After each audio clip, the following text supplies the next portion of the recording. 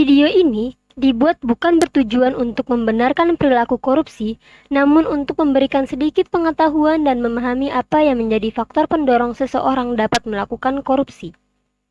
2 bulan lalu, tepatnya 3 Maret 2022, Angelina Sondah dinyatakan bebas dari penjara. Mantan politikus Partai Demokrat yang akrab disapa Enji mendekam di penjara karena keterlibatannya dalam kasus korupsi pembangunan Wisma Atlet SEA Games 2011 di Palembang, Sumatera Selatan. Berbeda dengan koruptor lainnya, reaksi masyarakat atas bebasnya Angelina Sondah berbeda. Enji diterima kembali di tengah masyarakat, bahkan sekarang Instagramnya ramai endorsement. Sebelum terjun ke dunia politik, Enji memupuk prestasi dan kehidupan karirnya gemilang. Enji masuk ke dalam dunia modeling sejak tahun 1995. Kepiawaiannya menjadikannya juara 1 Putri Fiksi Manado. Dalam bidang akademik, Enji turut mengikuti debat ilmiah se-Sulawesi Utara hingga pidato berbahasa Inggris pada tahun 1996. Puncak karir modelingnya ialah pada tahun 2001. Enji terpilih sebagai perwakilan Sulawesi Utara dan sukses menyandang status pemenang konteks kecantikan bergengsi Putri Indonesia. Enji terpilih menjadi anggota DPR pada periode tahun 2004 sampai 2009 dan berlanjut ke periode berikutnya. Namun sayangnya, karirnya sebagai politikus harus kandas karena pada tahun 2011, Enji dinyatakan terlibat dalam kasus korupsi proyek Hambalang. Publik bertanya-tanya, bagaimana mungkin seorang Angelina Sondah yang merupakan seorang putri Indonesia yang memiliki segudang prestasi dan tentunya kecerdasan dapat terlibat dalam kasus korupsi? Dalam wawancaranya dengan Rosi pada tanggal 1 April 2022 di Kompas TV, kita dapat mengerti mengapa hal demikian terjadi. Untuk mengerti hal ini, kita dapat menelisiknya dengan menggunakan teori psikologi sosial. Teori ini mendorong kita untuk mengerti proses seseorang dalam mengambil suatu keputusan. Kita harus memahami faktor-faktor yang mendorong individu tersebut. Setidaknya ada 5 faktor yang mendorong individu untuk melakukan korupsi. Pikir oh ya, gue kalau kekuasaannya banyak, duit saya banyak, and then I can have the whole world gitu mungkin. Indeed, no gitu. Yang pertama yaitu kekuasaan. Seperti ungkapan ikoniknya Lord Acton, power tends to corrupt. Ketika ada celah untuk melakukan korupsi dan individu tersebut memiliki kekuasaan, maka kemungkinan kecil jika ia tidak melakukan korupsi. Hal ini karena kekuasaan dan korupsi memiliki hubungan negatif. Selain itu, individu yang memiliki kekuasaan biasanya lebih mementingkan kepentingan pribadi, kurang memiliki rasa empati terhadap orang lain, mencari imbalan, dan lebih menerima resiko. Power, money itu tingkat ediksinya itu growing up loh Mbak. Dari yang kita cuma mau A, kita mau B, mau C, mau D. Dan I was there and I never want to go there again. Jadi what I'm saying is, aku yang tidak mampu mengatakan tidak.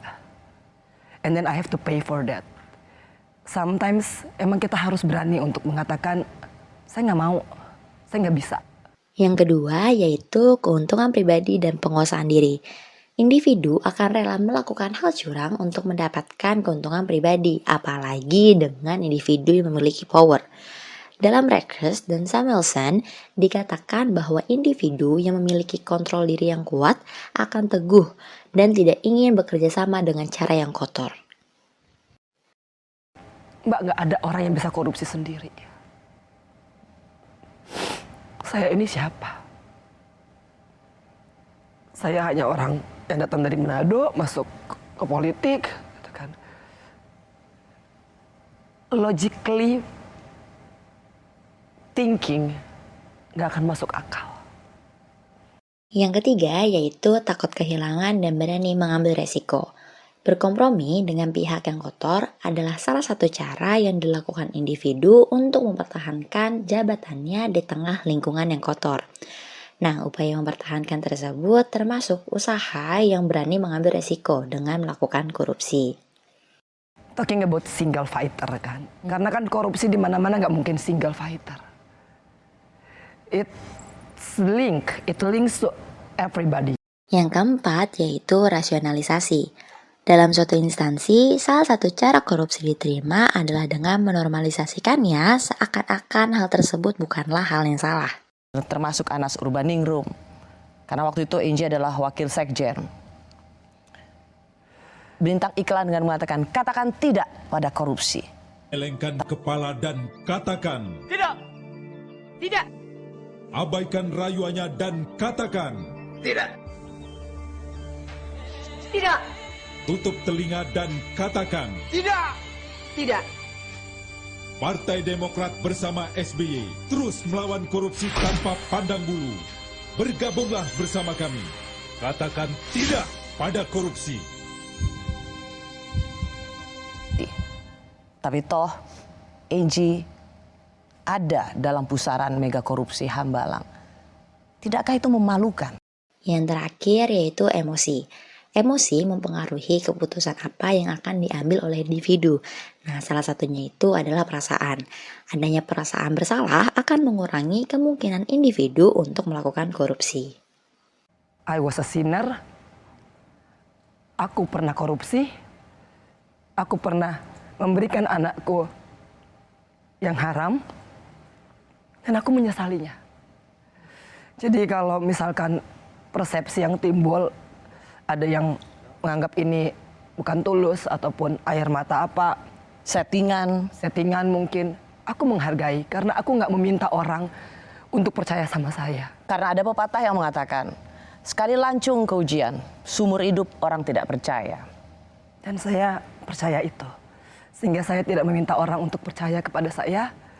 Saya hanya meminta orang untuk memberikan kepercayaan, kesempatan kedua untuk saya bisa diterima di masyarakat dan paling tidak beraktivitas seperti masyarakat biasa. Itu dia 5 faktor yang mempengaruhi seseorang untuk turut berkompromi dalam tindakan korupsi dilihat dari perspektif teori kognitif psikologi sosial. Angelina Sondag memang melakukan kesalahan yang merugikan negara Indonesia bahkan keluarganya. Namun beliau sudah menebus dan mengakui kesalahan serta mempunyai tekad untuk berubah menjadi lebih baik. Respon masyarakat yang sudi memberikannya kesempatan kedua merupakan hal yang tepat untuk dilakukan sebagai wujud memanusiakan manusia.